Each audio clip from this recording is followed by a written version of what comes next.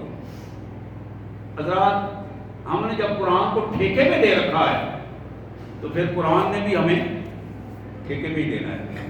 اور ٹھیکیدار کی مرضی ہوتی ہے اس کا ٹھیکہ جہاں پورا ہو جیسے پورا ہو وہ اسی انداز میں. آپ کو پتہ ہے کہ ہمارے ٹھیکیدار کیا کرتے ہیں. تو ظاہر ہے ہم اس ماحول میں یہ ٹھیکے دے رہے ہیں نا جی, اللہ کے لیے ٹھیکے تو دے نہیں رہے, دنیا داری میں ٹھیکے دے رہے ہیں. ان ٹھیکوں کی پوزیشن بھی اسی انداز کی ہوگی. آئیے غور کیجیے اس بات پر. میں اپنی بہنوں کو بھی یہ درخواست کروں گا, پچھلی دفعہ بھی میں نے عرض کیا تھا کہ اپنے گھروں میں تربیت کا ماحول بنائیں, نسلوں کی تربیت کریں, اپنے بچوں کو غیرت مند بنائیں, ان کو اپنی نسل کی غیرت نہ بتائیں, قبیلے کی غیرت نہ بتائیں, فیملی کی غیرت نہ بتائیں, ایمان کی غیرت کا سبق دیں ان کو, ایمان کی قوت ان میں پیدا کریں. یہ ماؤں کی ذمہ داری ہے.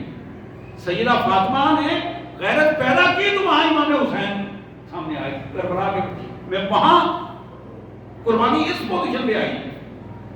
اور اس کی قسم کی ہزاروں مثالیں ہیں.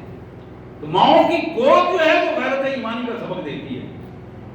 آج یہی پیغام بہنوں کے لیے بھی ہے اور آپ سب بھائیوں کے لیے بھی ہے کہ اپنے بچوں کی تربیت غیرت ایمانی کے حوالے سے کریں, نہ کہ یہ کہ ہم ہزاروں روپے ماہانہ خرچ کرتے ہیں کبھی کسی کالج میں, کسی اسکول میں اور کسی میں.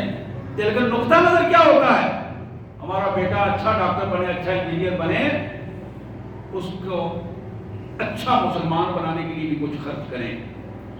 اللہ میں اس کی توفیق عطا فرمائے. وآخر دعوانا ان الحمد للہ رب العالمین.